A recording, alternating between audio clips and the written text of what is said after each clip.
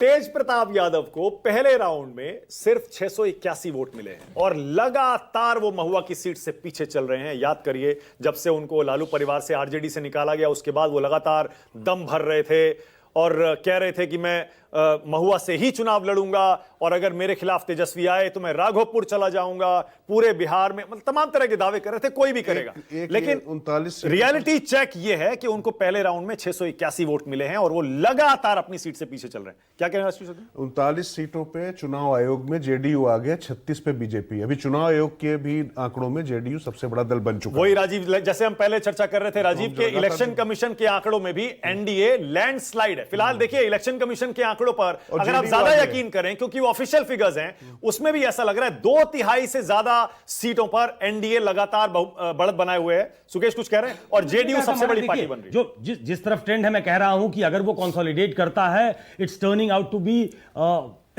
Victory for Nitish Kumar और एनडीए। ये पूरे विपक्ष को और खासतौर पे आरजेडी को अपनी पूरी राजनीति को रीओरिएंट करने की जरूरत होगी। ये सोशल मीडिया पे जो कैंपेन चलते हैं जिस तरीके से, वहां तेज प्रताप यादव भी विनर थे। मैं पहले दिन से कह रहा हूं कि उनकी स्थिति ठीक नहीं है, वो तीसरे नंबर पे जा सकते हैं, लेकिन कुछ लोग ये कह रहे थे कि वो चुनाव जीत सकते हैं। मैं ये नहीं कह रहा हूं कि चुनाव हारेंगे कि जीतेंगे, लेकिन पहले राउंड में 681 वोट का मिलना वो बड़ा वीक स्टार्ट है। वो टेक ऑफ ही बड़ा लेट से हुआ है, तो फिनिश पॉइंट तक पहुंचना थोड़ा मुश्किल होगा। मैं ये कह रहा हूं कि जिसके पास इतना बड़ा वोट बैंक हो टू स्टार्ट विथ, 2010 में ही सिर्फ ऐसा हुआ है कि इतनी बड़ी वोट बैंक वाली पार्टी जो है वो विपक्ष का नेता अपने दम पे नहीं बना पाई। ओके, एक सेकंड। 137 सीटों के रुझान इलेक्शन कमीशन के मुताबिक 137 सीटों के रुझान, जिसमें से ये देखिए 44, 43, 87 और 12, 99, 99 सीटों पर 137 में से 99 सीटों पर एनडीए आगे चल रहा है। यानी ये जो आंकड़ा ऊपर आप देख रहे हैं 151 और 87 का, ये बिल्कुल सही लगता है, बिल्कुल उसी लाइन में है जैसा इलेक्शन कमीशन ट्रेंड दिखा रहा है। 137 में से 99, ये जो महिलाएं 2/3 से ज्यादा।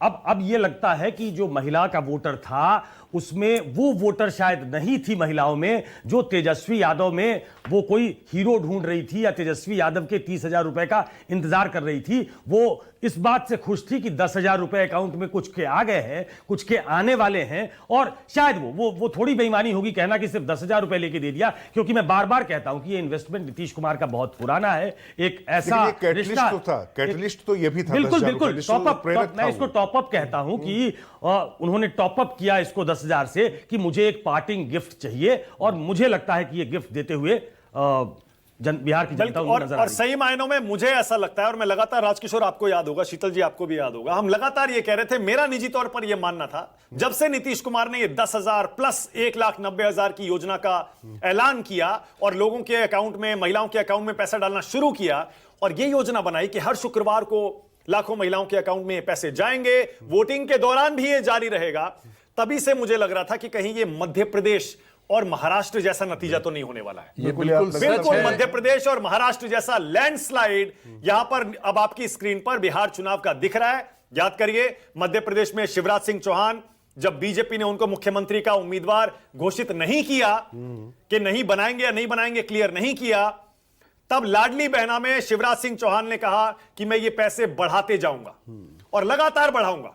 महाराष्ट्र में याद करिए, लाड़की बहना, उसमें भी बिल्कुल यही हुआ। चुनाव से ठीक पहले इस घोषणा का ऐलान किया गया। दिल्ली याद करिए, दिल्ली में भी बीजेपी ने इसी घोषणा का अनाउंसमेंट किया।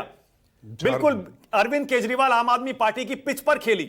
हरियाणा में भी, झारखंड में भी बिल्कुल यही हुआ। हरियाणा में नहीं, कुछ दिन और ऐसा लग रहा है बिल्कुल उसी तरह का नतीजा पड़ेगी कि भाई ये जो है उसकी फाइनेंशियल वायबिलिटी देखेगा कोई, नहीं देखेगा कि हम पैसे देंगे और चुनाव जीतेंगे। ये एक नॉर्मल सा ट्रेंड, न्यू ट्रेंड है, ये कोई भी पार्टी कर रही है, चाहे विपक्ष की हो। जीतना है तो ये करना पड़ेगा। खतरनाक ट्रेंड है ये एक ऐसा ट्रेंड है जिसपे बहुत बड़ी बहस होने वाली है, क्योंकि आपकी पूरी फाइनेंशियल जो प्रूडेंस है उसको ये चैलेंज करता है, जो सीधा सीधा दिमाग में आता है। और मैं राजीव ये कह रहा हूं, राजीव रंजन बार बार कह रहे हैं कि अगर आप नीतीश कुमार की और एनडीए की विक्ट्री को सीधे सीधे 10,000 और 1,90,000 से जोड़ेंगे तो आप उनको छोटा कर रहे हैं, उनके कद को, उनकी विरासत को, उनकी योजनाओं के, उनके काम को।